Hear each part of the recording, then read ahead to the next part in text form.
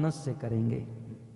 किस प्रकार से गोस्वामी तुलसीदास जी राजा दशरथ के विषय में अपना उनका परिचय देते हुए कहते हैं, अवधपुरी रघुकुल मणि राऊ,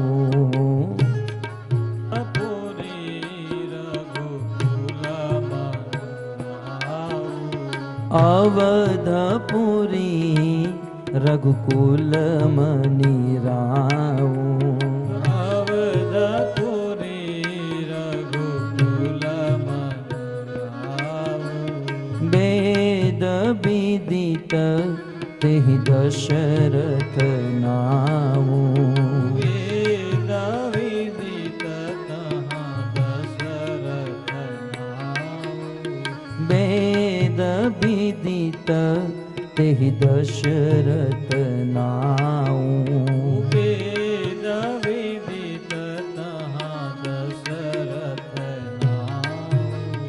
गोस्वामी जी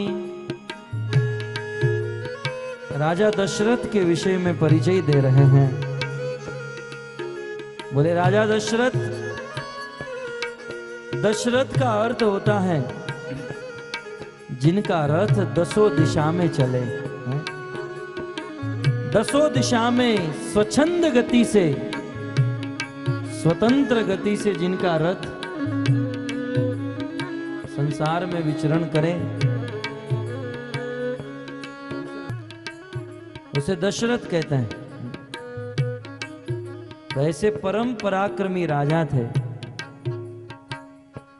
कहां के राजा थे? कहते हैं अवधपुरी, ये अयोध्या के राजा थे। भक्तों, ये जहां के राजा थे उस राज्य का नाम था अवध। अवध का अर्थ होता है जहां पर किसी का वध न हो, है?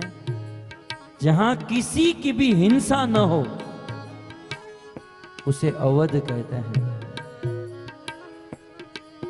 तो ऐसे अयोध्या के राजा दशरथ वेद विदित थे, संसार में सब लोग जानते हैं। ऐसे परम पराक्रमी राजा, उनके विषय में कहते हैं, धर्म धुरंधर गुण निधि ज्ञानी,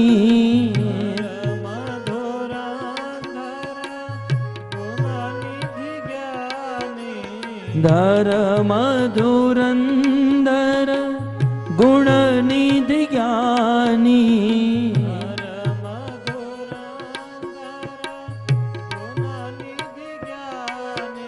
हृदय भगति मति सारंग पानी, हृदय भगति मति सारंग पानी,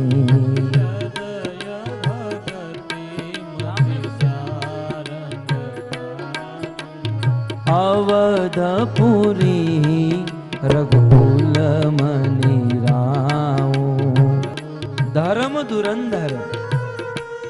कहते हैं राजा दशरथ धर्म में धुरंधर थे, धर्म में धुरंधर थे, धर्म का पालन करने में परिपूर्ण थे। इसलिए तो कहा जाता है, रघुकुल रीत सदा चली आई, प्राण जाई पर वचन न जाई।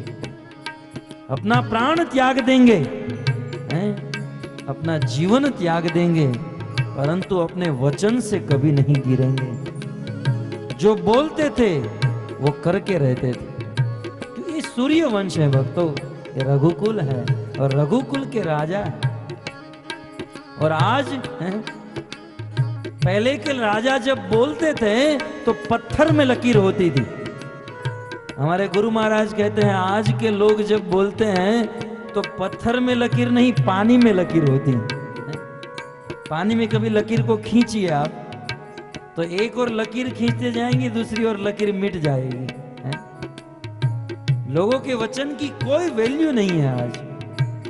जो बोलते हैं उसका पालन नहीं करते हैं। लेकिन ये तो रघुकुल के राजा दशरथ जो बोलते थे वो पालन करके रहते थे। हृदय में भगवान की भक्ति थी, हृदय में भगवान की पूर्ण भक्ति थी। कहते हैं एक बार भूपति मन माही, एक बार भूपति मन माही, एक बार भूपति मन माही। एक बार भूपति मन माही, भये गला निमोरे सुत नाही। भय गला जय हो, गाइए। ये रामायण की अद्भुत चौपाई हैं, इनको गाने में अद्भुत आनंद है। कहते हैं राजा दशरथ के पास सब कुछ था, लाखों लाख नौकर चाकर हैं, राज रजवाड़े, और अनेकों पत्नी थी राजा दशरथ को। परंतु भक्तों, संसार का एक नियम है, कुछ ना कुछ अधूरा अपूर्ण अवश्य रह जाता है। मैंने उस दिन कहा था ना कि संसार में जिसके पास भूख है उसके पास भोजन नहीं है, बेचारे दर दर भटक कर भीख मांगते हैं।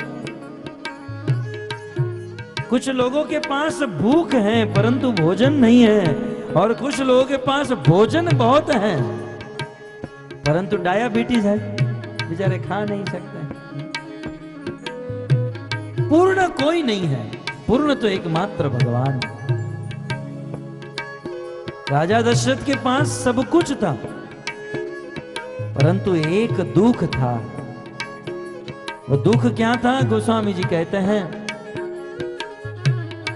विवाह हुआ, अनेक दिन बीत गए, अनेक पत्नियां थी, परंतु फिर भी राजा दशरथ को कोई पुत्र नहीं था, संतान नहीं थी।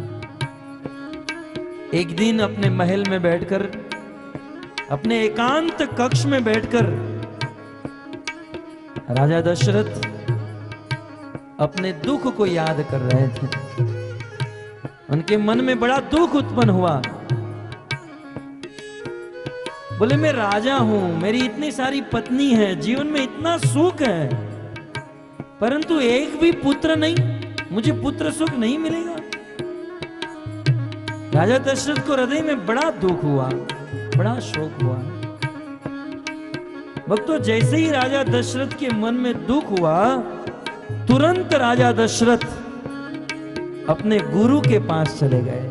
गोस्वामी जी कहते हैं, गुरु गृह गए तुरंत महिपाला, गुरु गृह गए तुरंत महिपाला, गुरु गृह गए तुरंत महिपाला, गुरु गृह गए तुरंत महिपाला।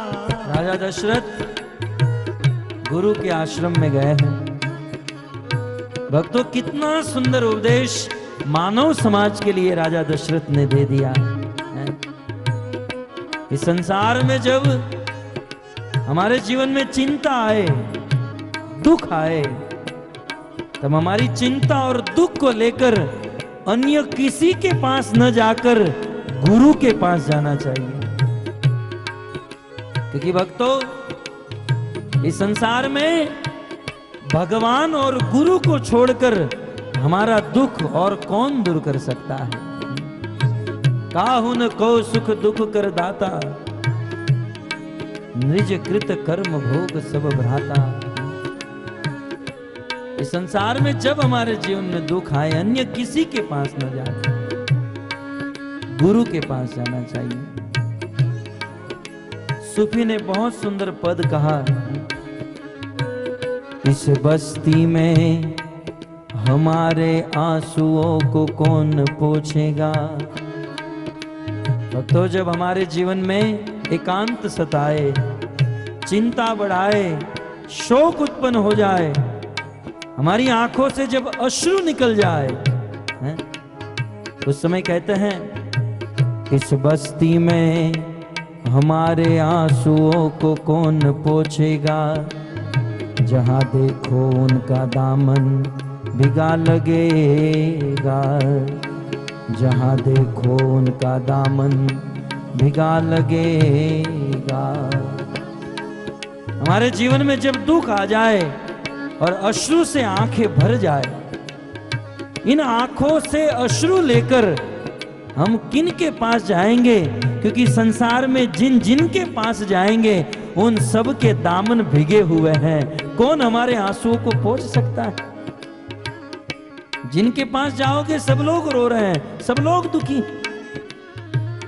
इसलिए भक्तों, जब जीवन में दुख आए तब अन्य किसी के पास न जाकर गुरु के पास जाना चाहिए, है? राजा दशरथ अपनी पत्नी के पास नहीं गए, राजा दशरथ अपने मंत्री के पास नहीं गए, राजा दशरथ अपनी प्रजा के पास नहीं गए, राजा दशरथ तुरंत गुरु के पास गए। गुरु गृह गए तुरंत महिपाला, गुरु गृह गए तुरंत महिपाला। गाइए, गुरु गृह गए तुरंत महिपाला, गुरु गृह गए तुरंत महिपाला। चरण लागी कहीं विनय विशाला, चरण लागी करी विनय विशाला। चरण लागी करी विनय विशाला, चरण लागी करी विनय विशाला। निज दुख सुख सब गुरु ही सुनाए, निज दुख सुख सब गुरु ही सुनाए। निज सुख दुख सब गुरु ही सुनाए। निज दुख सुख सब गुरु ही सुनायो। कही वशिष्ठ बहुविधि समझाए, कही वशिष्ठ सब विधि समझाए। राजा दशरथ गुरु वशिष्ठ जी के आश्रम में पहुंचे हैं और तुरंत अपने गुरुदेव वशिष्ठ जी के चरणों में जाकर लेट गए। गुरुदेव ने कहा, राजवी, आज आप अपने महल को छोड़कर मेरी कुटिया में? कितना सुंदर उपदेश राजा दशरथ दे रहे हैं? इस पूरे दुनिया के चक्रवर्ती सम्राट हैं दशरथ, हैं? परंतु फिर भी अपने से चलकर गुरुजी के आश्रम में गए हैं। और आज के लोग गुरुजी को फोन करते हैं, गुरुजी मुझे आपकी जरूरत पड़ी है, आप मेरे घर पर आ जाइए। और आज के थर्ड क्लास के गुरु धन और पद के लोभ में अपने चेलों के वहां चले जाते हैं। धन्य है राजा दशरथ, राजा होकर भी गुरु के पास गए। गोस्वामी जी की अद्भुत रचना, गुरु गृह गए तुरंत महिपाला। मही का अर्थ होता है पृथ्वी और पाल का अर्थ होता है पालन करने वाला। एक सिद्धांत दे दिया, पूरी पृथ्वी का पालन करने वाले दशरथ को जब गुरु के पास जाना पड़ा तो हम तो एक घर का भी पालन करने वाले नहीं हैं, क्या गुरु के पास जाने की जरूरत नहीं है? अवश्य है। दुनिया के चक्रवर्ती सम्राट को जब गुरु की जरूरत पड़ी तो आज के साधारण मनुष्य को अवश्य गुरु की जरूरत है। दिखाया अपने आचरण से। गुरु वशिष्ठ जी के चरणों में जाकर प्रणाम किए। वशिष्ठ जी चौंक गए, राजन आज आप मेरे घर पर, मेरे आश्रम पर? राजा दशरथ गुरु वशिष्ठ जी से निवेदन करने लगे, गुरुदेव एक दुख लेकर आया हूं। वैसे तो मेरे पास सब कुछ है, लाखों लाख दास दासी नौकर चाकर राज रजवाड़े सब कुछ है गुरुदेव, आपकी कृपा से परिपूर्ण संपन्न हूं, समृद्ध हूं। एक दुख लेकर गुरुदेव आपके चरणों में आया हूं और दुख यही है, मेरी इतनी सारी पत्नी है विवाह हुआ, इतना समय बीत गया, परंतु एक भी पुत्र प्राप्त नहीं हुआ। क्या गुरुदेव मुझे जीवन में कभी पुत्र सुख नहीं मिलेगा? गुरुदेव मैं पुत्र वाला कभी नहीं बनूंगा। इतना कहकर राजा दशरथ की आंख आंसुओं से भर गई। धीरज खो बैठे। दुनिया के चक्रवर्ती सम्राट आज गुरु के चरणों में बैठकर रो रहे हैं। उसी समय वशिष्ठ जी ने कहा, राजवी धीरज धारण कीजिए, आप चिंता मत करें। आपके जीवन में एक नहीं, आपके जीवन में 4 पुत्र की प्राप्ति होगी। डरहु धीर हो यही सुत चारी, धीर हो यही सुत चारी। त्रिभुवन विदित भगति भयहारी, भुवन भगति भयहारी। त्रिभुवन विदित भगति भयहारी। भुवन विदित भगति भयहारी। राजन एक नहीं 4 पुत्र की प्राप्ति होगी। और साधारण पुत्र नहीं, धूप होती है, सूर्य तप्त होता है, परंतु भगवान आने वाले हैं ये सोचकर आज सूर्य भी ठंडा हो गया, अपने तेज को छिपा लिया। ज्यादा ठंड भी नहीं है और ज्यादा गर्मी भी नहीं है, बिल्कुल वातानुकूलित वातावरण बन गया है। पावन काल जो आ चुका है, संसार के समस्त जीवों के विश्राम करने वाले प्रभु जो प्रकट हो रहे हैं। मध्य दिवस अति शीतन घामा, मध्य दिवस अति शीतन घामा। मध्य दिवस अति शीतन घामा। मध्य दिवस अति शीतन घामा। पावन काल लोक विश्रामा, पावन काल लोक विश्रामा। शीतल मंद सुरभि बहबाहु, शीतल मंद सुरभि बहबाहु। शीतल मंद सुरभि बहबाहु। शीतल अद्भुत वातावरण प्रकट हुआ है। बहबाहु। शीतल मंद सुरभि बहबाहु। शीतल मंद सुरभि बहबाहु। हर्षित सुर संतन मन चाऊं, हर्षित सुर संतन मन चाऊं। बन कुसुमित गिरिगन मनियारा, वन कुसुमित गिरिगन मनियारा। बन कुसुमित गिरि गन मनियारा। वन कुसुमित गिरिगन मनियारा। बन कुसुमित गिरि गन मनियारा। वन कुसुमित गिरिगन मनियारा।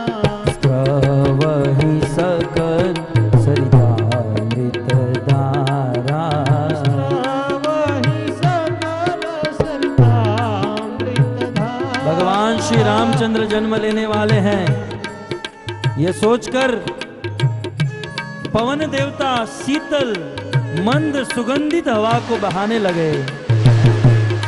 भगवान रामचंद्र आने वाले हैं ये सोचकर समस्त देवताओं के हृदय में आनंद हुआ, साधु संतों के हृदय में आनंद हुआ और असुरों के हृदय में एक क्षोभ उत्पन्न हो गया। रावण आदि असुरों के अत्याचार से नदियों में जल बहना बंद हो गया था, परंतु प्रभु श्री रामचंद्र आने वाले हैं यह सुनकर नदियों में आज बाढ़ आने लगी। असुरों के अत्याचार से जंगलों में वृक्षों ने फल फूल देना बंद कर दिया था, परंतु भगवान श्री रामचंद्र आने वाले हैं ये सुनकर वृक्षों पर फल आने लगे, फूल आने लगे। और भगवान राम आने वाले हैं ये बात जब ब्रह्मा जी के कान में गई तो ब्रह्मा जी समस्त देवी देवताओं को लेकर आज अयोध्या में आने के लिए तैयार हो गए। समस्त देवी देवता नए नए वस्त्र पहनकर अपने अपने विमानों को सजाकर अयोध्या के आकाश में आकर भगवान श्री रामचंद्र को स्तुति करने लगे। स्तुति करहि नाग मुनि देवा, स्तुति करहि नाग मुनि देवा, स्तुति करहि नाग मुनि देवा, स्तुति करहि नाग मुनि। समस्त देवता दोनों हाथ जोड़कर स्तुति कर रहे हैं। स्तुति करहि नाग मुनि देवा, स्तुति करहि नाग मुनि देवा। जय राम रमा रमनम शमनम भवताभयातुरताहि जनो, अवधेश सुरेश रमेश विभो, शरणागत मागत पाहि प्रभो। जय राम रमा रमनम शमनम भवताभयातुरताहि जनो, अवधेश सुरेश रमेश विभो, शरणागत मागत पाहि प्रभो। स्तुति करहि नाग मुनि देवा, स्तुति करहि नाग। अनेकों श्लोक और छंद में भगवान श्री रामचंद्र को गर्भस्थ स्तुति कर रहे हैं। समस्त नाग, समस्त देवता, गंधर्व, किन्नर, ये सब लोग एक साथ भगवान को स्तुति कर रहे हैं। स्तुति करहि नाग मुनि देवा, स्तुति करहि नाग मुनि देवा, स्तुति करहि नाग मुनि देवा, स्तुति करहि नाग मुनि देवा। जय राम रमा रमनम शमनम भवताभयातुरताहि जनो, अवधेश सुरेश रमेश विभो, शरणागत मागत पाहि प्रभो। जय राम रमा रमनम शमनम भवताभयातुरताहि जनो, अवधेश सुरेश रमेश विभो, शरणागत मागत पाहि प्रभो।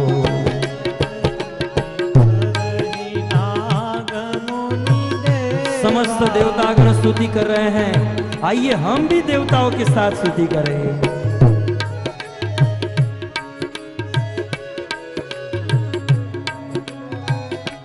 राजा राम राम राम, सीता राम राम राम, राजा राम राम राम, सीता राम राम राम, राजा राम राम राम, सीता राम राम राम, राजा राम राम राम, सीता राम राम राम। राजा राम राम राम, सीता राम राम राम, राजा राम राम राम, सीता राम राम राम। राजा राम राम राम, प्रेम से गाइए। राम राम, राजा राम राम राम, सीता राम राम राम। देखिए समस्त देवता भगवान को स्तुति कर रहे हैं। देवताओं के साथ आप सब प्रेम से गाइए।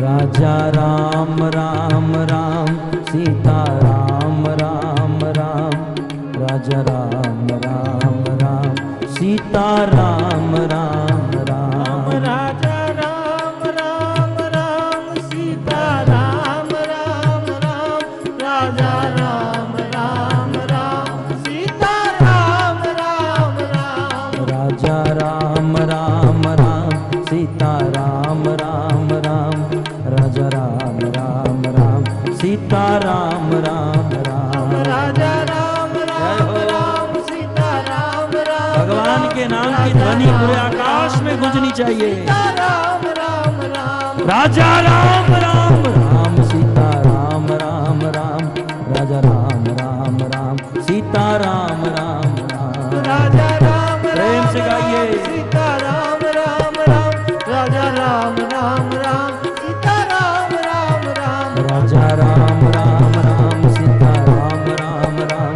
राजा सीता राम राम सीता राम राम राम राजा राम राम राम राजा राम राम राम सीता राम राम राजा राम राम राम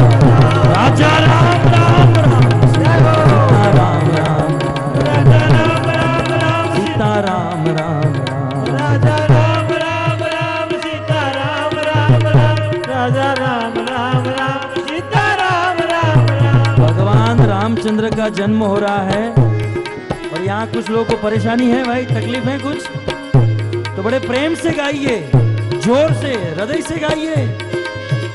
राजा राम राम राम सीता राम राम राम राजा राम राम राम सीता राम राम राम राम राजा राम तालियों के राम साथ सीता राम राम राम जय हो। राजा राम राम राम सीता राम राम राम राजा राम राम राम सीता राम राम राम राजा राम राम राम सीता राम राम राम राजा राम राम राम सीता राम राम राम राजा राम राम राम सीता राम राम राम राजा राम राम राम सीता राम राम राम राजा राम राम राम सीता राम राम राम राजा राम राम राम सीता राम राम राम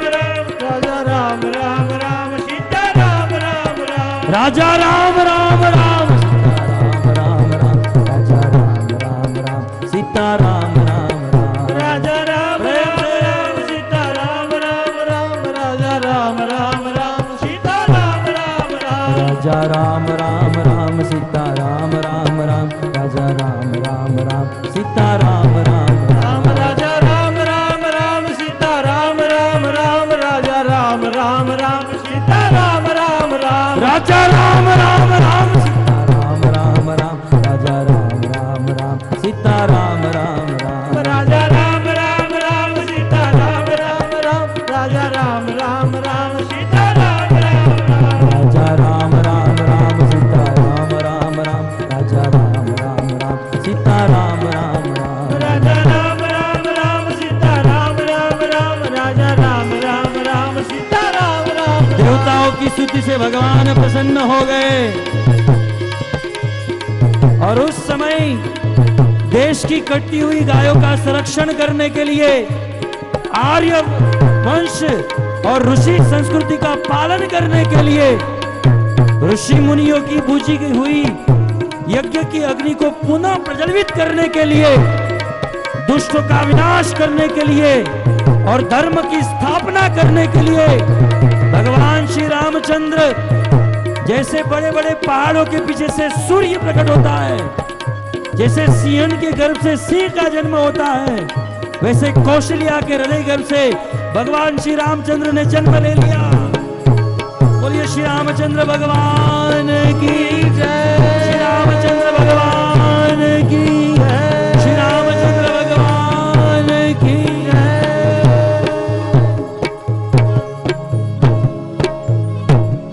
भगवान श्री रामचंद्र का जन्म हुआ और यह बात जब दशरथ जी के कानों में गई, दशरथ जन्म सुनी तब काना, मानहि ब्रह्मानंद समाना। दशरथ सुनी जब काना, मानत ब्रह्मानंद समाना।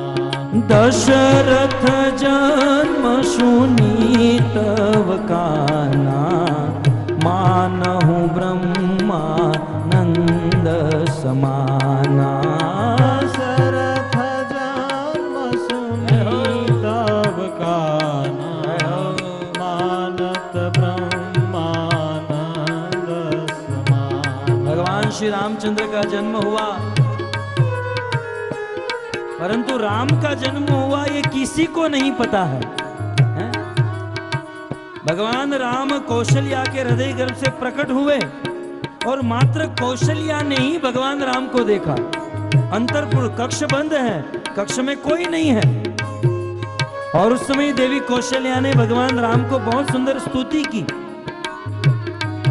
और स्तुति के अंत में भाई प्रकट कृपाला दीन दयाला कौशल्या हितकारी।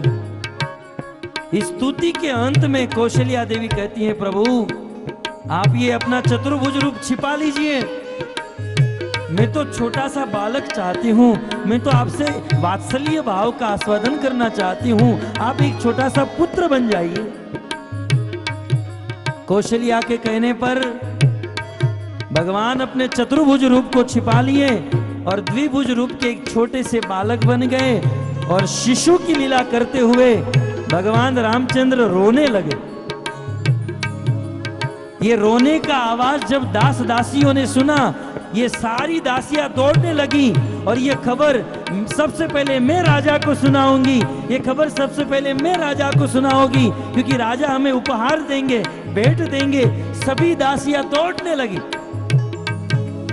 राजा दशरथ कुछ लोगों के साथ बैठे थे और एक दासी ने जाकर कहा कि राजन राजन आपके घर पर एक पुत्र की प्राप्ति हुई है। राजा दशरथ के आनंद की कोई सीमा न रही। अपने गले में जितना भी सोना हार गहना पहना था वो अपनी दासी को दे दिया। और आज तक राजा दशरथ तेज गति से चले नहीं थे, मेरे घर पर पुत्र का जन्म हुआ है, ये सुनकर राजा दशरथ आज दौड़ने लगे। इसलिए तो कहते हैं दशरथ जन्म सुनी तव काना, मानहु ब्रह्मानंद समाना। दशरथ पुत्र जन्म सुनी काना, मानहु ब्रह्मानंद समाना। दशरथ पुत्र सुनी तव काना, मानहु ब्रह्मानंद समाना।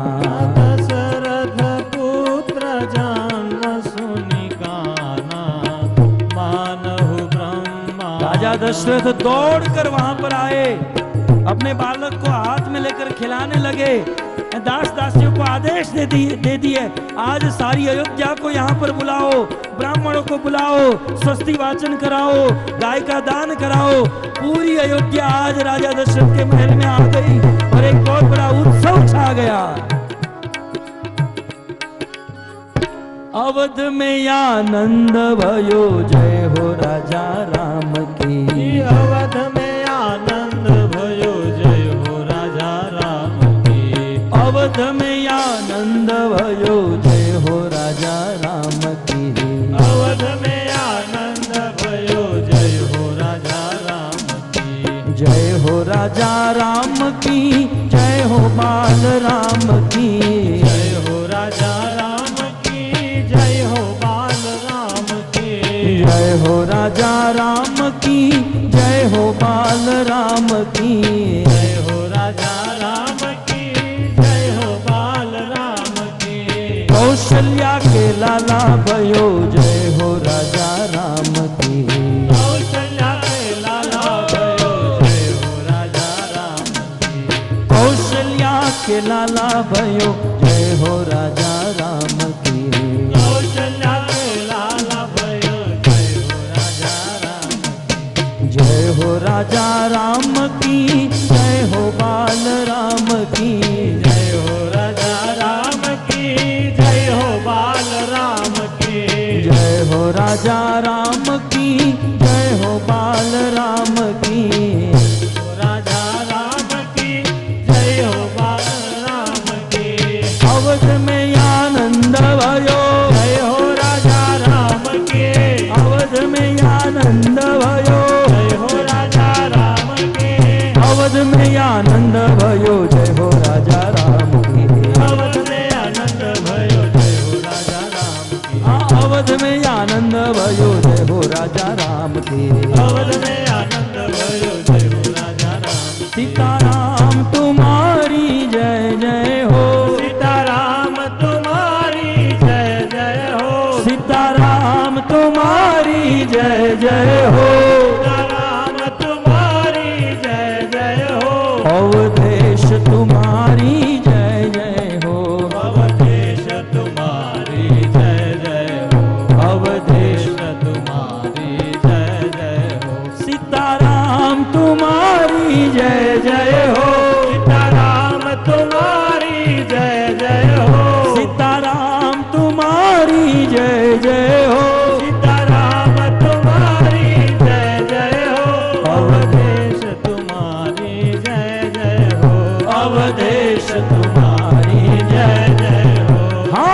रघुपति राघव राजा राम पतित पावन सीताराम। रघुपति राघव राजा राम पतित पावन सीताराम। राजा राम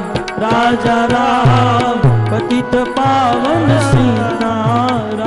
राजा राम पतित पावन सीताराम। राजा राम पतित पावन सीताराम। राजा राम पतित पावन सीताराम। बोलो रघुपति राघव राजा राम पतित पावन सीताराम। रघुपति राघव राजा राम पतित पावन सीताराम। श्री रामचंद्र भगवान की जय।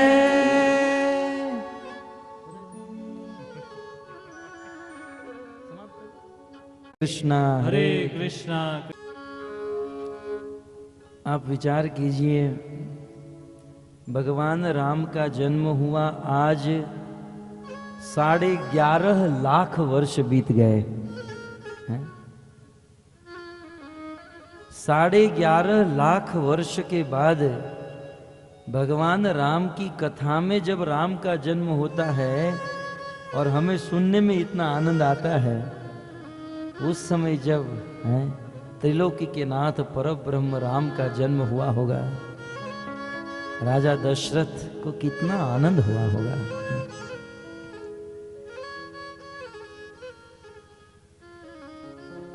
भगवान राम का जन्म, भक्तों वैसे तो रामायण बहुत बृहद ग्रंथ है, बहुत सुंदर ऐतिहासिक ग्रंथ है,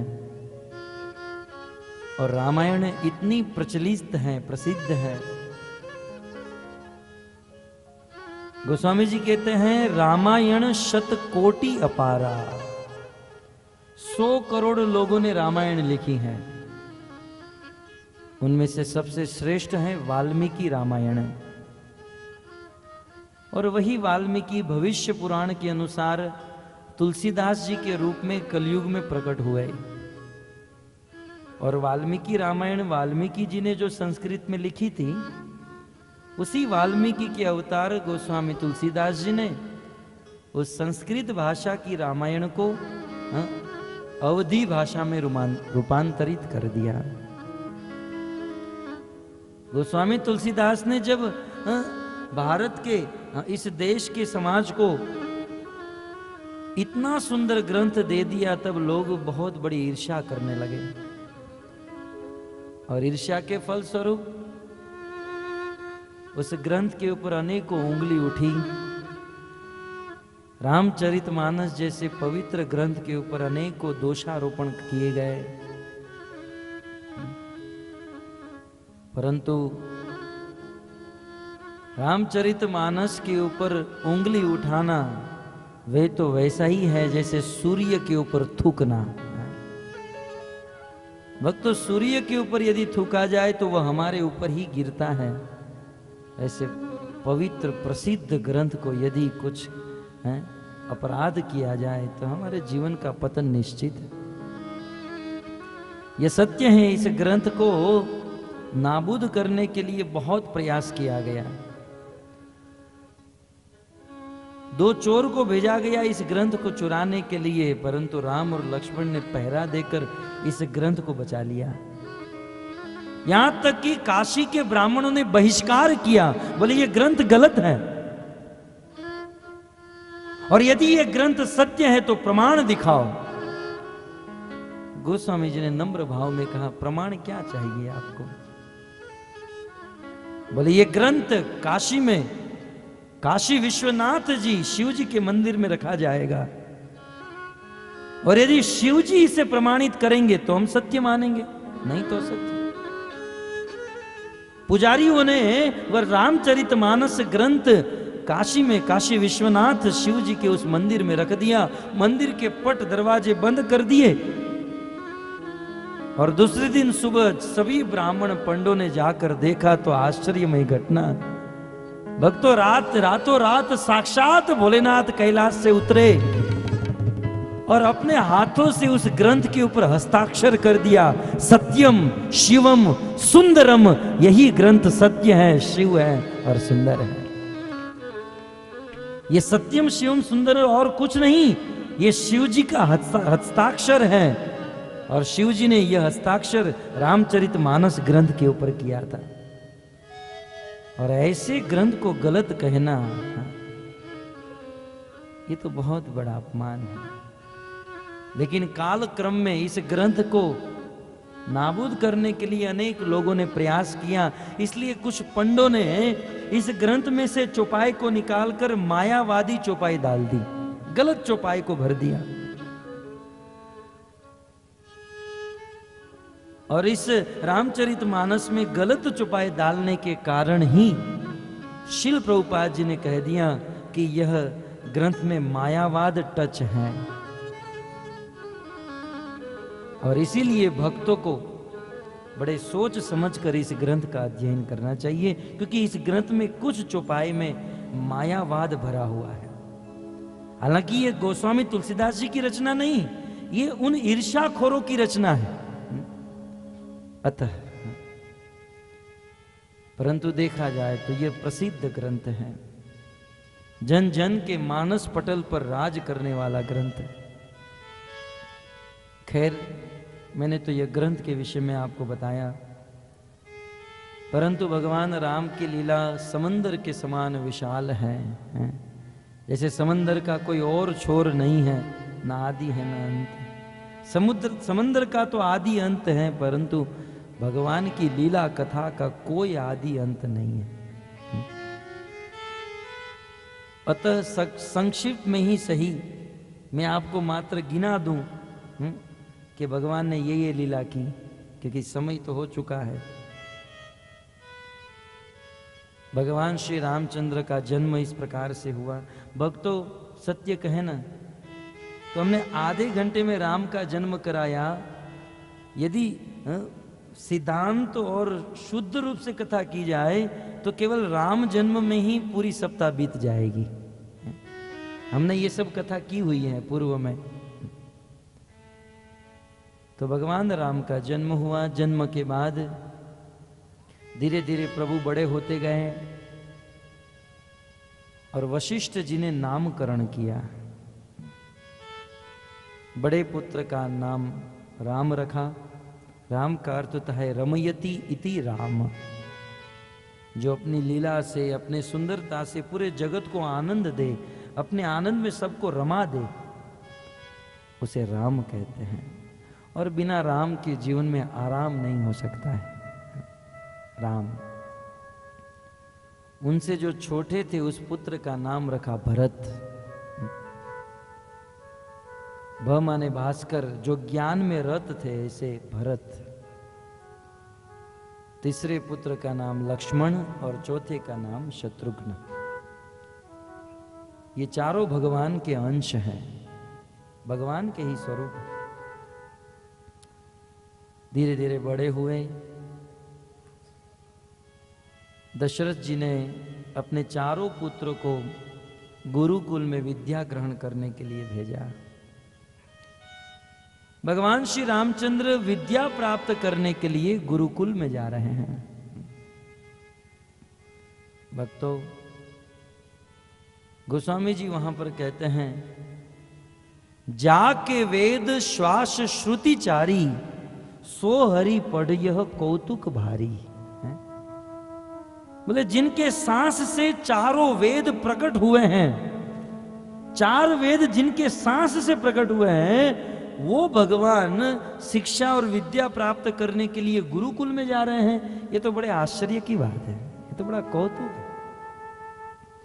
भगवान को गुरुकुल में जाने की जरूरत नहीं है, गुरु बनाने की जरूरत नहीं है, परंतु भगवान राम मानव समाज को उपदेश दे रहे हैं कि बिना गुरु बनाए शुद्ध ज्ञान नहीं मिल सकता है, गुरु की आवश्यकता है। और बिना गुरु के भगवान नहीं मिल सकते हैं, फिर चाहे राम हो, कृष्ण हो या चैतन्य महाप्रभु हो। भगवान राम ने विश्वामित्र जी को अपना गुरु बनाया, कृष्ण ने सांदीपनि मुनि को अपना गुरु बनाया, और चैतन्य महाप्रभु ने तो माधवेंद्रपुरी, ईश्वरपुरी और केशव भारती दोनों को अपना गुरु बनाया। ईश्वरपुरी से हरिनाम दीक्षा, नाम दीक्षा, और केशव भारती से सन्यास दीक्षा ग्रहण की। भगवान के अवतार को, भगवान को गुरु की आवश्यकता नहीं, परंतु भक्तों भगवान बता रहे हैं कि हमें गुरु की आवश्यकता है। भक्तों बिना गुरु के भगवान नहीं मिल सकते हैं। ये बात कृष्ण उद्धव जी से कहते हैं, निर्देह माध्यम सुलभम सुदुर्लभम। एक तो ये मनुष्य जीवन बहुत दुर्लभ है, और ये दुर्लभ मनुष्य जीवन आज हम सबको सुलभ हुआ है। और ऐसे सुलभ मनुष्य जीवन कैसा है, तो कृष्ण कहते हैं समंदर में डूबते डूबते जैसे किसी को नाव मिल जाए और नाव के सहारे समुद्र को पार कर जाए, वैसे इस भवसागर में डूबते डूबते 84 लाख के चक्र को काटते हुए, डूबते हुए, कृष्ण कृपा से आज हमें मनुष्य जीवन रूपी नौका मिल गई है। अतः बुद्धिमान मनुष्य को चाहिए, ये भवसागर को पार करने के लिए मनुष्य शरीर रूपी नौका तो मिल गई, लेकिन इस नौका को चलाने वाला नाविक चाहिए। बिना नाविक के नौका नहीं चल पाएगी। इसलिए कृष्ण कहते हैं गुरु कर्णधारम।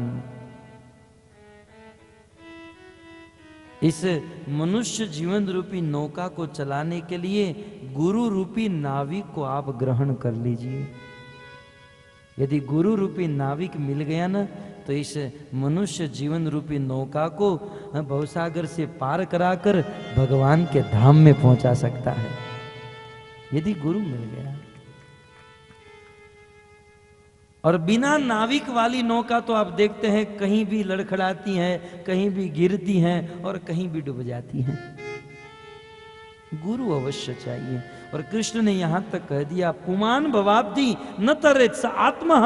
मनुष्य जीवन प्राप्त करके यदि कोई गुरु नहीं बनाता है तो वह अपनी आत्मा का हनन करने वाला है,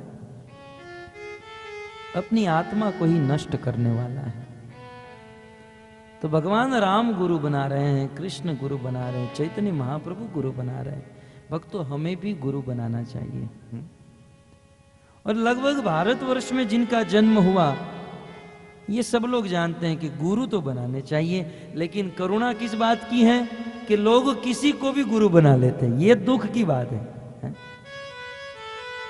बहुत बड़ा आश्चर्य है हमारे भारत के लोगों का। कहावत है पानी पियो छान के, गुरु करो जान के। हम लोग पानी कितना छान कर पीते हैं, आरओ प्लान लगाते हैं, फिल्टर करते हैं, डबल फिल्टर, ट्रिपल फिल्टर, पानी को इतना छान कर पीते हैं, और गुरु तुरंत बना लेते हैं। 5 रुपये की वस्तु यदि खरीदनी है तो 50 बार सोचते हैं। 5 रुपये की वस्तु खरीदने के लिए 50 बार सोचते हैं, और गुरु करते समय कुछ नहीं सोचते, बस तुरंत कंठी धारण कर लेते हैं। तुम बनो गुरु, हम बने चेला, हम दोनों मिलकर करे ठेलम ठेला। गुरु बना लेते हैं। और अक्सर इस संसार में बोगस गुरु भरे पड़े हैं। बस केवल अपना मान सम्मान, अपनी प्रतिष्ठा बढ़ाने के लिए संसार में गुरु भरे पड़े हैं। भक्तों ऐसे गुरु से बचिए। ये भागवत ज्ञान रूपी आपकी आंखों में अंजन लगाकर आंख को खोल रहा है। ऐसे पाखंडी गुरुओं से बचिए। और भक्तों गुरु कैसा होना चाहिए ये भी शास्त्र में बताया है। शास्त्र के अनुसार गुरु को ग्रहण कीजिए। शास्त्र में जो लिखा है ऐसे गुरु को ग्रहण कीजिए। आपको सत्य बताऊं ना तो गुरु तो इस जगत में एक ही है। वसुदेव सुतम देवम कंस चाणूरमर्दनम देवकी परमानंदम कृष्णम वंदे जगद्गुरु। रोज गाते हैं ना। वसुदेव सुतम देवम कंस चाणूर मर्दनम देवकी परमानंदम कृष्णम वंदे जगत गुरु। इस जगत के गुरु, जगत में रहने वाले सभी जीवों के एक ही गुरु हैं और वो है कृष्ण। क्योंकि कृष्ण ही हमें बुद्धि ज्ञान शक्ति सब कुछ दे रहे हैं।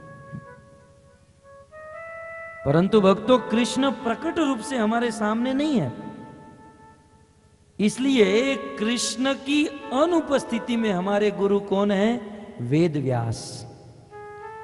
क्योंकि कृष्ण ने जो भी ज्ञान दिया, जो भी वेद और शास्त्र के माध्यम से ज्ञान दिया, उसी वेद और शास्त्र के ज्ञान को वेद व्यास जी ने लिपिबद्ध किया, शास्त्र में लिखा। इसलिए कृष्ण के बाद यदि कोई हमारा गुरु है तो वो है वेद व्यास। और विश्वास नहीं तो सिद्धांत सुन लीजिए, अभी गुरु पूर्णिमा आएगी और गुरु पूर्णिमा के दिन सब लोग अपने अपने गुरु की पूजा करते हैं। लेकिन गुरु पूर्णिमा है क्या? गुरु पूर्णिमा वेद व्यास जी का जन्मदिन है। क्योंकि कृष्ण के बाद सबके गुरु एकमात्र वेद व्यास जी हैं। ये आजकल के छोटे मोटे गुरु जो ज्ञान दे रहे हैं, वही वेद व्यास जी के शास्त्र को पढ़कर ज्ञान दे रहे हैं। उन्हीं के ज्ञान से सब लोग ज्ञानी बने। इसलिए कृष्ण ही सबके गुरु हैं और कृष्ण के बाद कोई गुरु है तो वो है वेद व्यास। अच्छा, वेद व्यास भी प्रकट रूप में हमारे सामने तो है नहीं, इसलिए वेद व्यास जी के बाद हमारा गुरु कौन है? भक्तों, वेद व्यास जी के बाद हमारा गुरु वेद व्यास जी की कही हुई बातों को, वेद व्यास जी के द्वारा लिखे गए ग्रंथ गीता और भागवत को एज इट इज यथारूप में हमारे सामने जो प्रस्तुत करता है, वेद व्यास जी के बाद वही हमारा गुरु है। गीता, रामायण और भागवत जैसे शुद्ध ग्रंथ को शुद्ध रूप में, ऐसा नहीं कि अपना मान प्रतिष्ठा बढ़ाने के लिए, वेद व्यास जी ने जिस सिद्धांत को बताया उस सिद्धांत को एज इट इज हूबहू यथारूप में जो प्रस्तुत करता है, वही है वेद व्यास जी के बाद गुरु। आज के गुरु गीता और भागवत बोलते हैं, लेकिन कहते क्या है? भागवत में ब्राह्मणों की सेवा करनी चाहिए और ब्राह्मणों की सेवा करने से भगवान मिलते हैं और ब्राह्मणों को धन देना चाहिए, गाय का दान करना चाहिए। क्यों? क्योंकि खुद ब्राह्मण है। खुद की जेब भरने के लिए गीता, भागवत और रामायण बोलते हैं। वो गुरु नहीं, वो तो आज के पाखंडी हैं। ये व्यास मंच का अपमान कर रहे हैं, वेद व्यास जी का अपराध कर रहे हैं। गुरु का काम मांगना नहीं है भक्तों, गुरु का तो एक ही काम है देना। गुरु देता रहता है। गुरु का अर्थ क्या है? गु शब्द अंधकारोस्ति, रू शब्द तत् निरोधक। पहले गुरु के विषय में तो जानो, फिर गुरु बनाओ। ये तो गुरु क्या है, गुरु का अर्थ क्या है, कोई ज्ञान नहीं। और हमने तो गुरु बना लिए। हमारे तो फलाने गुरु हैं, हमारे फलाने बाबा गुरु हैं, फलाने बापू गुरु हैं। पहले गुरु का अर्थ तो समझो। गुरु शब्द में जो गु अक्षर है उसका अर्थ है अंधकार और रू का अर्थ है प्रकाश। जो व्यक्ति हमें अंधकार रूपी अज्ञान से प्रकाश रूपी ज्ञान की ओर लेकर जाए, ये संसार का भौतिक ज्ञान नहीं, शास्त्र का वास्तविक ज्ञान जो हमें प्रदान करे, उसे गुरु कहा जाता है। इसलिए वेद व्यास जी के बाद वेद व्यास जी के शास्त्र को शुद्ध रूप में जो प्रकट करते हैं वे हैं गुरु। तो भक्तों, अब आपका प्रश्न हो सकता है, हमें पता कैसे चलेगा कि ये सच्चा गुरु है या नकली गुरु है? पता कैसे चलेगा? तो भक्तों, सही गुरु और नकली गुरु को जानने के लिए भागवत में कुछ पॉइंट बताए हैं, अन्य पुराण और वेदों में भी कुछ पॉइंट बताए हैं। उस पॉइंट को आप ध्यान में रखो और अपने गुरु को देखो। गुरु के भी कुछ गुण होने चाहिए और वह गुण यदि उस गुरु में है तो वह गुरु बनने के लिए योग्य है, अन्यथा वह गुरु नहीं है, वह पाखंडी। तो आइए गुरु बनने के लिए 5 योग्यता मैं आपको बताता हूं जो शास्त्र में लिखी है, प्रमाणित है। ये 5 चीज गुरु में होनी चाहिए, तब जाकर वो गुरु, नहीं तो वो गुरु नहीं है। सबसे पहली चीज ध्यान रखिए, लिख लीजिएगा, क्योंकि गलत गुरु मिल गए तो जीवन का पतन हो जाएगा। हैं? यदि कोई आदमी अंधा है और अंधा आदमी को यदि रोड पार करना है, बहुत सारे वाहन आ रहे हैं, लेकिन अंधा आदमी रोड पार करने के लिए अंधे का हाथ पकड़ लेगा तो दोनों अंधे मरेंगे।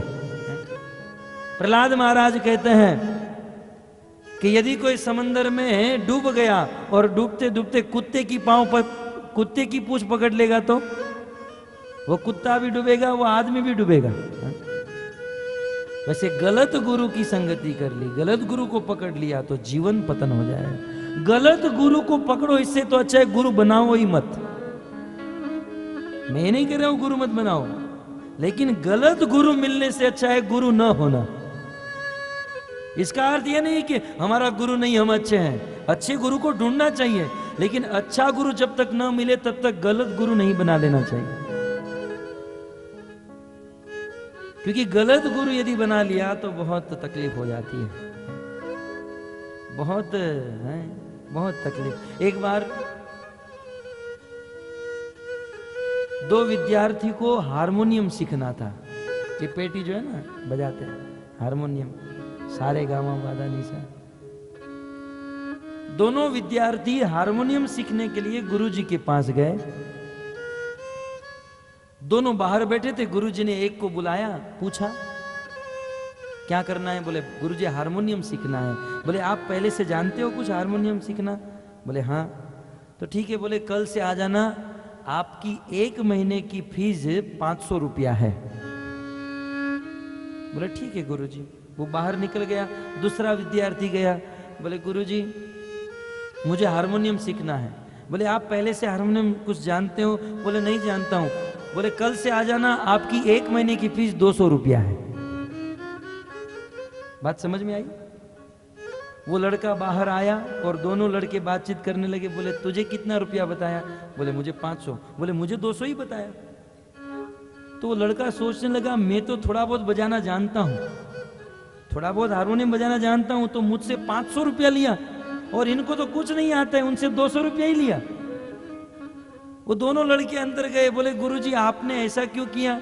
इसको कुछ बजाने को नहीं आता है तो 200 रुपया मांगा, और मुझे तो पहले से कुछ बजाने को आता है तो मुझसे 500 रुपया आपने मांगा। बोले निर्णय मैंने बराबर किया है। बोले इसको कुछ नहीं बजाने आता है तो कल से मैं शुरू करूंगा सारे गामा पदानी से, वो जल्दी सीख जाएगा। और तूने पहले से जो गलत सीख रखा है उसको भुलाने के लिए मुझे डबल मेहनत करनी पड़ेगी।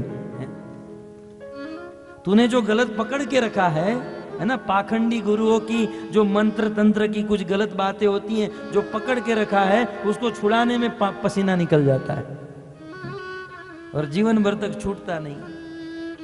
इसलिए गलत गुरु बन जाए उससे तो अच्छा है गुरु हो ही नहीं। और इसका अर्थ यह नहीं है गुरु मत बनाई। गुरु तो मनुष्य का सबसे पहला कर्तव्य है कि वो गुरु को ढूंढे। भगवान ने हमको ये बुद्धि दी है ना, ये बुद्धि दी है अच्छे गुरु बनाकर उनकी शरण में जाने के लिए, लेकिन इस बुद्धि का हमने गलत इस्तेमाल कर दिया। इस बुद्धि को हम इस्तेमाल करने लगे बम बनाने के लिए, है? इस बुद्धि का इस्तेमाल करने लगे पैसा कमाने के लिए। इस बुद्धि को वापरना चाहिए गुरु बनाने के लिए। गुरु कैसे होते हैं ये शास्त्र में लिखा है। देखिए गुरु, साधु और शास्त्र, शास्त्र के दृष्टि से गुरु का चुनाव होना चाहिए। नहीं कि गुरु लाल कपड़े पहनते हैं, लंबी जटा है, दिखने में बहुत अच्छे हैं, ये हम गुरु, इसको हम गुरु बनाएंगे, हैं? भागवत में तो लिखा है कपड़ों से कोई गुरु नहीं बनता है। 250 रुपये के धोती कुर्ता पहनकर कोई गुरु नहीं बन सकता है। जटा बुट बढ़ाकर या कपड़े पहनकर कोई गुरु का पद नहीं ले सकता। गुरु बनने के लिए गुण होने चाहिए। भागवत के समस्त स्कंद में लिखा है गुण होने चाहिए। अच्छा, गुरु में 5 गुण होने चाहिए। ध्यान से सुन लीजिए, नहीं तो मैं कल यहां से चला जाऊंगा, आपको कोई सुनाएगा नहीं सुनेगा, कोई ठिकाना नहीं है। तो 5 गुरु, 5 योग्यता गुरु की होनी चाहिए। सबसे पहली योग्यता, वह गुरु राम, कृष्ण अथवा विष्णु का भगत होना चाहिए। संसार के 50% गुरु तो आउट हो जाएंगे इसमें से। किनका भक्त होना चाहिए? राम, कृष्ण या तो विष्णु, क्योंकि ये 3 ही शुद्ध सत्वगुणी देवता है, बाकी सब रजोगुणी और तमोगुणी को स्वीकार किए हुए हैं। राम, कृष्ण और विष्णु के भक्त होने चाहिए। अब आप कहोगे आप कृष्ण के भगत हो इसलिए आप कृष्ण के भगत की बात करोगे, ये मेरी बात नहीं, शास्त्र की बात है। यदि प्रमाण चाहिए तो प्रमाण देता हूं। किबा विप्र किबा न्यासी केने शूद्र नहीं, यही कृष्ण तत्ववेता से ही गुरु है। जो कृष्ण तत्ववेता है, जो राम कृष्ण विष्णु का भगत है, वही गुरु हो सकता है। ये प्रमाण है। तो ये प्रथम योग्यता गुरु बनाने के लिए कि देखो वो राम कृष्ण या विष्णु का भगत है। कुछ गुरु तो निराकार निराकार करते रहते हैं, उसे तो लात मार के भगाना चाहिए। निराकार, उस गुरु को कहो तेरा बाप निराकार है, मानेगा? तुम्हारी मां निराकार है, मानेगा? नहीं, मेरा बाप तो है। तो जब तुझे जन्म देने वाला तेरा बाप निराकार नहीं है, तो पूरी दुनिया को और पूरी दुनिया के जीव को जन्म देने वाला निराकार कैसे हो सकता है? भगवान को जान नहीं पाए और ऐसे ही बस समाज में कहते रहते निराकार। कुछ लोग कहते हैं भगवान, भगवान ज्योति है, ज्योति, ब्रह्म ज्योति है। ये सब अज्ञान है, ये सब अज्ञान के पहलू हैं। पूर्ण शुद्ध ज्ञान तो यह है कि भगवान साकार रूप में। अब बताइए निराकार से कैसे प्रेम हो सकता है? कुछ लोगों ने, समाज में कुछ गुरुओं ने भगवान को निराकार बना दिया। क्यों जानते हैं? बोले भगवान का आकार होगा, मूर्ति होगी तो आरती करनी पड़ेगी, है मंगला आरती में जगना पड़ेगा, उनको भोग चढ़ाना पड़ेगा। उससे तो अच्छा है निराकार, सब झंझट मारी खत्म। निराकार को खिला तो सकते नहीं है। भगवान को निराकार करने वाला तो भगवान को गाली दे रहा है। ऐसे पाखंडियों को तो भगा देना चाहिए। भगवान निराकार नहीं साकार है। निराकार जो है ये भगवान का एक पहलू है, भगवान का एक स्वरूप है। ये ब्रह्म निराकार, ये सब पहलू स्वरूप है। भगवान का पूर्ण शुद्ध रूप तो साकार रूप में है। और बताइए निराकार से कोई प्रेम हो सकता है? जीवात्मा का स्वरूप है प्रेम करना, तो प्रेम तो साकार से हो सकता है। किसी लड़के को कहे, लड़के की उम्र शादी करने की हो गई और उनका पिता उनके पास आए, बेटा मैं तो तेरे लिए लड़की देख कर आया, तेरी उससे शादी करनी है।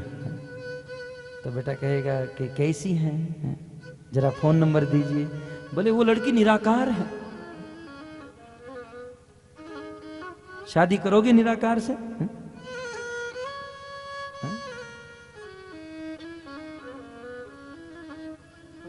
निराकार से क्या प्रेम होगा? अतः जो लोग भगवान के रूप को पूर्ण रूप से समझे ही नहीं हैं, उनको गुरु बनाकर हमें क्या मिलेगा? इसलिए गुरु वही बन सकता है जो राम कृष्ण और विष्णु को साकार रूप से, शुद्ध रूप से उनकी उपासना, उनकी भक्ति करता है। ये प्रथम। अब इसका तो बहुत विस्तार हो सकता है, आप बुद्धिमान हो। प्रथम योग्यता। अब दूसरी योग्यता, वो गुरु अपने आप को भगवान कभी नहीं मानना चाहिए। संसार के 80% गुरु आउट हो जाएंगे इसमें से, क्योंकि 80% गुरु अपने आप को भगवान मानकर बैठे हैं। भगवान जैसे फोटो खिंचाते हैं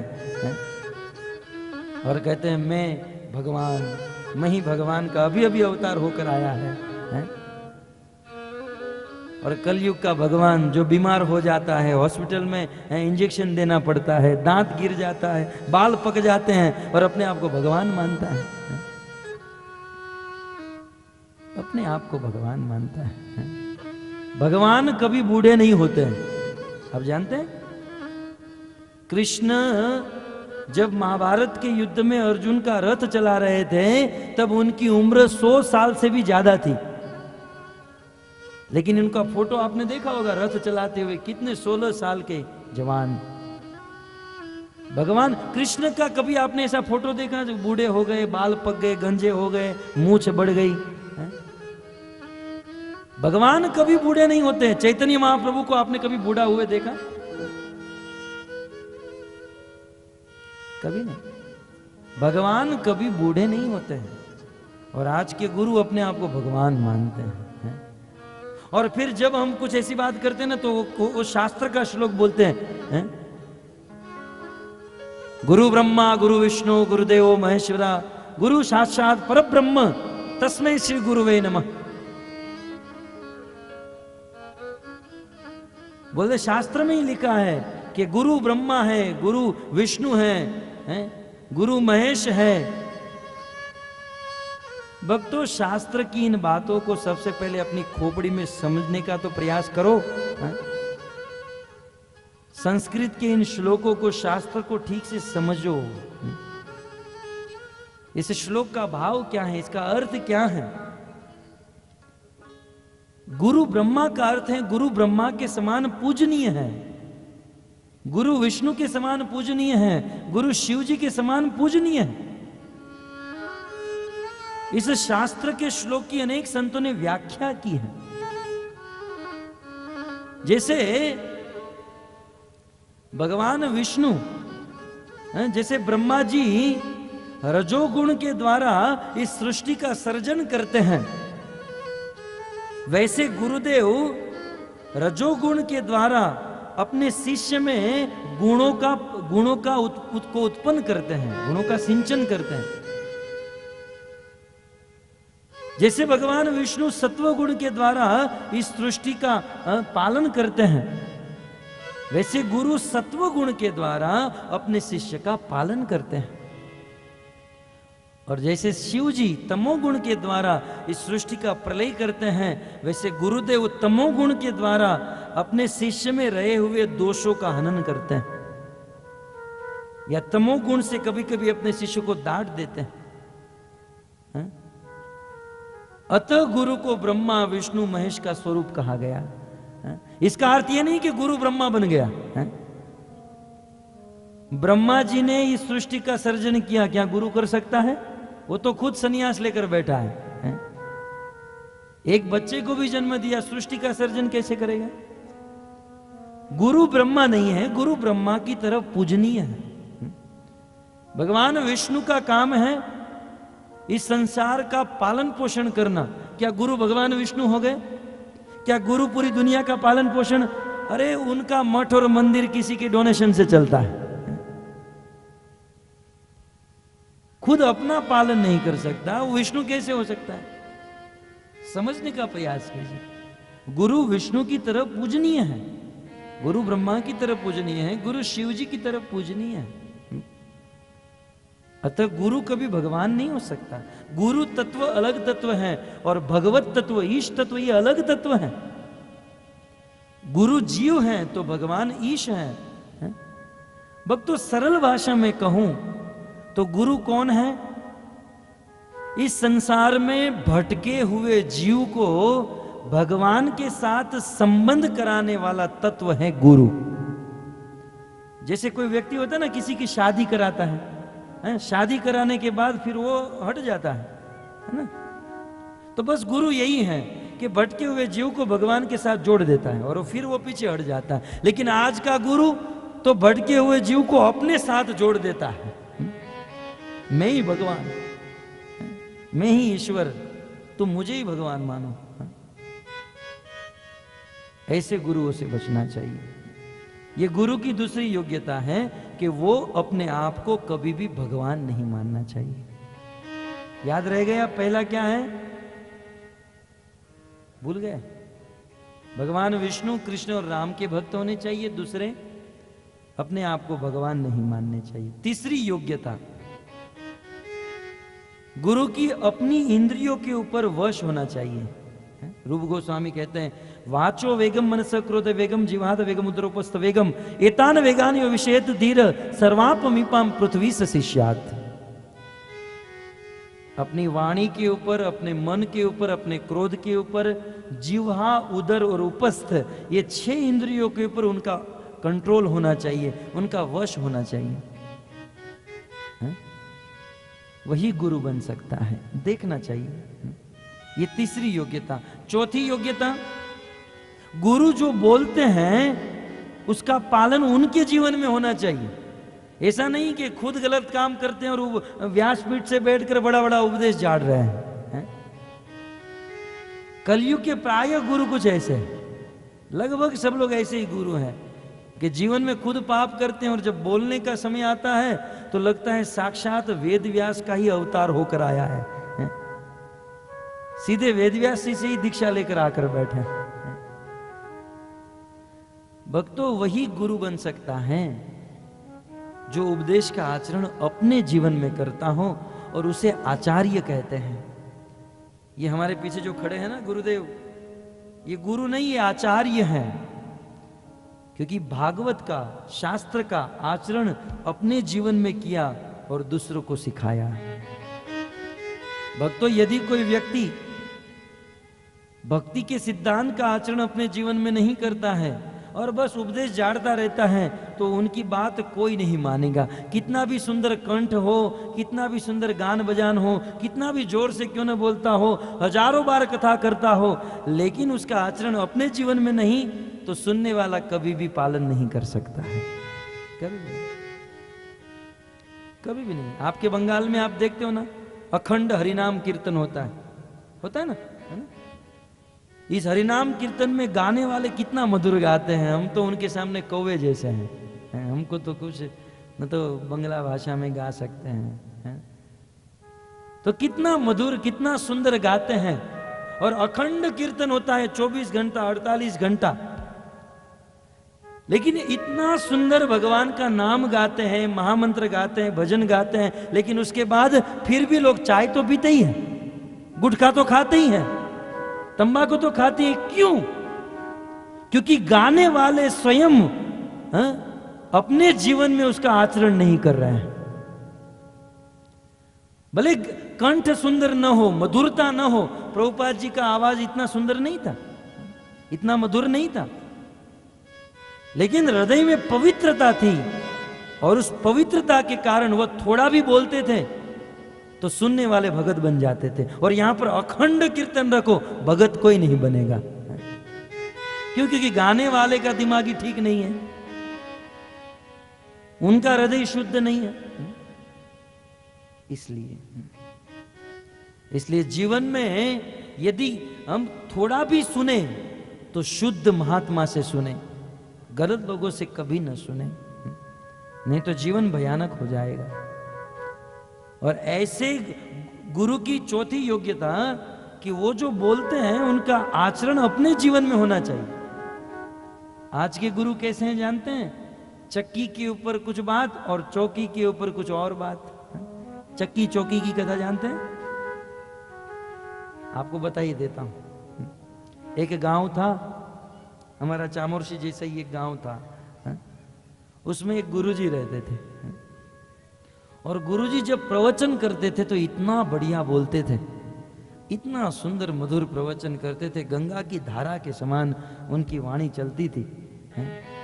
और उनके प्रवचन में पूरा गांव आकर बैठ जाता था, पूरा गांव उसका प्रवचन सुनता था।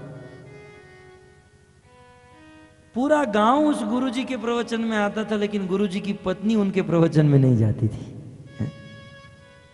तो एक बार गांव की कुछ महिला उनकी गुरु पत्नी के पास गई और कहा कि माताजी, आपके पति और हमारे गुरु इतना अच्छा प्रवचन करते हैं, तो आप उनका प्रवचन क्यों नहीं सुनती हो?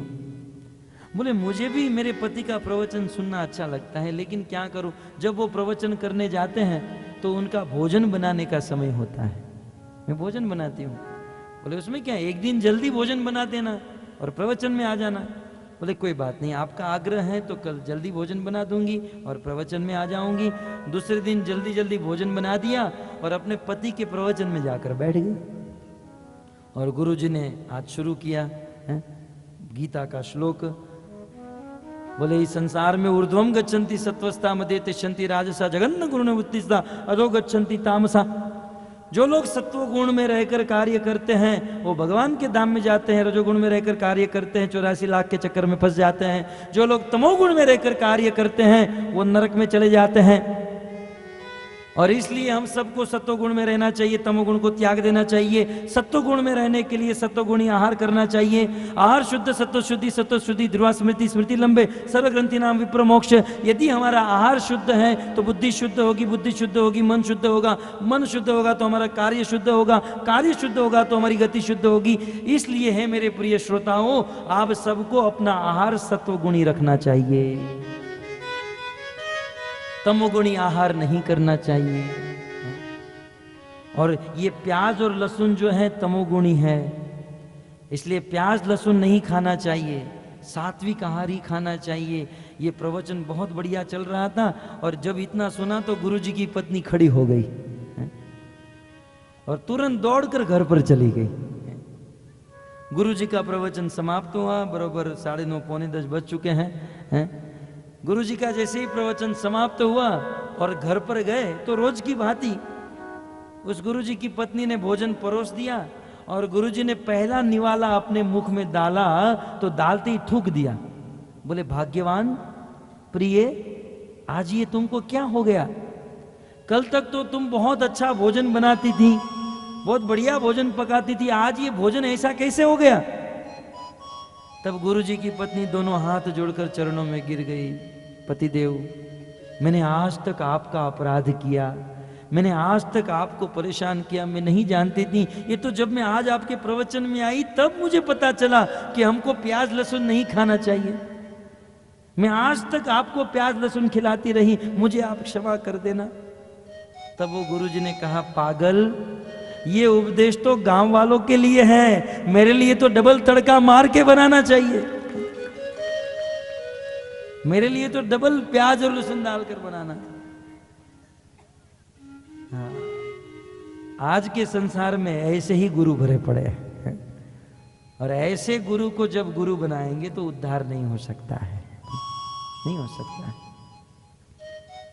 इसलिए उसी गुरु को गुरु बनाना चाहिए जो उपदेश देते हैं, उनका पालन उनके जीवन में आचरण के रूप में हो। ये हुई चौथी योग्यता। और पांचवी योग्यता कि गुरु जो हैं वो 4 संप्रदाय में से किसी एक संप्रदाय के अंतर्गत गुरु शिष्य परंपरा में दीक्षित होने चाहिए। भगवान श्री कृष्ण ने कलयुग के जीवों को ज्ञान देने के लिए 4 संप्रदाय बनाए। आज तो हजारों संप्रदाय बन गए हैं। प्रभु जी वहां पर एक नया संप्रदाय खुला। ये संप्रदाय दुकान नहीं है जो कभी भी कोई भी खोल सकता है। आज तो दुकान की तरह सब लोग अपनी अपनी दुकान खोल के बैठे हैं। संप्रदाय तो 4 ही है, पद्म पुराण में लिखा है, ये सब शास्त्र की बात है। कलो चतवार संप्रदायी न, 4 ही संप्रदाय कलयुग में है जो, और ये संप्रदाय की स्थापना कृष्ण ने की है, भगवान ने की है। ये मनुष्य कोई संप्रदाय नहीं स्थापन कर सकता है। कृष्ण ने ब्रह्मा को ज्ञान दिया जिससे ब्रह्म संप्रदाय बना, शिव जी को ज्ञान दिया जिसे रुद्र संप्रदाय, लक्ष्मी को ज्ञान दिया लक्ष्मी संप्रदाय, और 4 कुमार को ज्ञान दिया जिसे कुमार संप्रदाय। और कुमार संप्रदाय के कलयुग में वैसे चांसलर हुए निम्बाकाचार्य, और उस निम्बाकाचार्य की परंपरा में कोई दीक्षित है तो उससे आप दीक्षा ले सकते हो। लेकिन आज निम्बाकाचार्य का संप्रदाय, ये कुमार संप्रदाय लुप्त हो चुका है। लक्ष्मी संप्रदाय, लक्ष्मी संप्रदाय के वैसे चांसलर रामानुजाचार्य, रामानुजाचार्य की परंपरा में कोई दीक्षित है, गुरु शिष्य परंपरा में दीक्षित, तो आप उससे दीक्षा ले सकते हो, गुरु बना सकते हो। लेकिन ये संप्रदाय इस दुनिया में मात्र श्रीरंगम में दक्षिण भारत में ही है, अन्यथा और कहीं नहीं। तीसरा है रुद्र संप्रदाय, शिव जी को ज्ञान दिया, और इस रुद्र संप्रदाय के वैश्य चांसलर विष्णु स्वामी, और इसी संप्रदाय में वल्लभाचार्य आए, पुष्टि संप्रदाय की स्थापना की है। इस संप्रदाय में यदि कोई दीक्षित है तो उस गुरु से आप दीक्षा ले सकते हो, गुरु बना सकते हो। लेकिन इस संप्रदाय में कोई गुरु नहीं बनता, न शिष्य बनाता। इसलिए कलयुग में वर्तमान में एक ही संप्रदाय बचा है, वह है ब्रह्म संप्रदाय। ब्रह्म संप्रदाय का अर्थ है भगवान श्री कृष्ण ने ब्रह्मा को, ब्रह्मा ने नारद को ज्ञान दिया, नारद ने वेदव्यास, वेदव्यास ने मध्वाचार्य, मध्वाचार्य ने पद्मनाभ, पद्मनाभ ने अक्षोभ्य, नरहरि, माधव, जय सिंध, ज्ञान सिंध, विद्यातिथि, राजेंद्र। इस प्रकार से करते हुए यह परंपरा चली और इस परंपरा में आए ईश्वरपुरी, और ईश्वरपुरी से दीक्षा लिए कलयुग पावन अवतार श्री चैतन्य महाप्रभु। साक्षात भगवान इस संप्रदाय में आए। क्यों? क्योंकि भगवान ने स्थापित किया कलयुग में एक ही संप्रदाय शुद्ध और पूर्ण रूप से चल रहा है। चैतन्य महाप्रभु इस संप्रदाय में आए और चैतन्य महाप्रभु के शिष्य हुए रूप सनातन और उनके विश्वनाथ इत्यादि करते हुए जगन्नाथ बाबा जी महाराज, जगन्नाथ बाबा जी महाराज के शिष्य भक्ति विनोद ठाकुर महाराज, भक्ति विनोद ठाकुर महाराज के शिष्य गौर किशोरदास बाबा जी महाराज, और गौर किशोरदास बाबा जी महाराज के शिष्य भक्ति सिद्धांत सरस्वती ठाकुर महाराज, और भक्ति सिद्धांत सरस्वती ठाकुर महाराज के शिष्य हुए ऐसी भक्ति वेदांत स्वामी शिल प्रभुपाद, जो इस्कॉन संस्था के संस्थापक आचार्य। इसलिए कलयुग में जो शुद्ध संप्रदाय है ब्रह्म मध्व गौड़ीय संप्रदाय, और ये इस्कॉन संस्था जो है ब्रह्म मध्व गौड़ीय संप्रदाय के अंतर्गत शुद्ध और पूर्ण ज्ञान प्रदान कर रही हैं। आप सबका बहुत बड़ा सौभाग्य है कि संसार के पाखंडियों से बचकर आज शुद्ध परंपरा में ब्रह्म मध्व गौड़ीय संप्रदाय में ये भागवत कथा सुने, जिसका आपका हृदय परिवर्तन हो सकता है, शुद्ध ज्ञान मिल सकता है, और इस ज्ञान को जीवन में उतारा तो इसी जन्म में भगवान की प्राप्ति हो सकती है। हरे कृष्णा कृष्णा कृष्णा हरे हरे, हरे राम राम राम हरे। तो भक्तों इस प्रकार से गुरु बनाना चाहिए। भगवान श्री रामचंद्र गुरु बनाने जा रहे हैं। शेष कथा कल सुनेंगे। कल भगवान श्री कृष्ण का जन्म होगा और रुक्मणी विवाह होगा, और कल इस भागवत की पूर्णाहुति होगी। हरे कृष्णा।